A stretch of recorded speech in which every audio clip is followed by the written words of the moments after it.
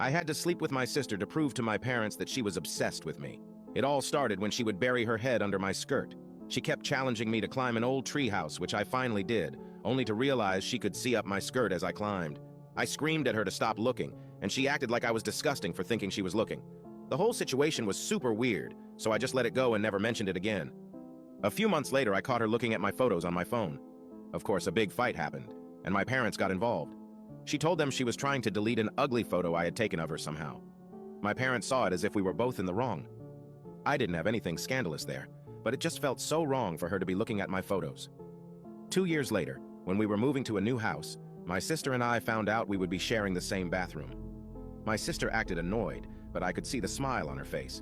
She never knocked when I was in the shower. Instead, she just tried to see if the door was locked. Eventually, the inevitable happened. I forgot to lock the door, and she barged in. Fortunately, I was still dressed. I told my parents about it, and instead of the solution being that she should knock, the solution was that I should use the guest bathroom downstairs. Just when I thought it couldn't get worse, it did. A few nights ago, after a family barbecue, I went back to my room and noticed that the pants I had changed out of before everyone arrived were out of the laundry basket and on the floor. When I got up to do the laundry the next morning, I realized that the underwear I was wearing with those pants was missing. I wanted to scream my sister's name and storm into her room, but it would be pointless.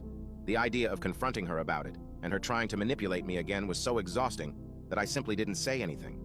I knew my younger sister was guilty, but I had no concrete proof, and I was sure that if I confronted her or told my parents, she would just try to manipulate me again and make me feel crazy. As I suspected, a few days later, I noticed that some of my white and black underwear were missing from my dresser. But this time, I didn't say anything and acted like I didn't know anything. The next part of my plan was a bit sneaky, as I suspected. A few days later, I noticed that some of the white and black underwear were missing from my dresser. But this time, I didn't say anything and acted like I didn't know anything. The next part of my plan was a bit sneaky. I was thinking about how to make her hit on me or something like that so I could record it and show my parents. So, I decided on something. My parents were going to another city for the wedding of 2 of their friends. That day would be perfect to put the plan into action, so the day arrived.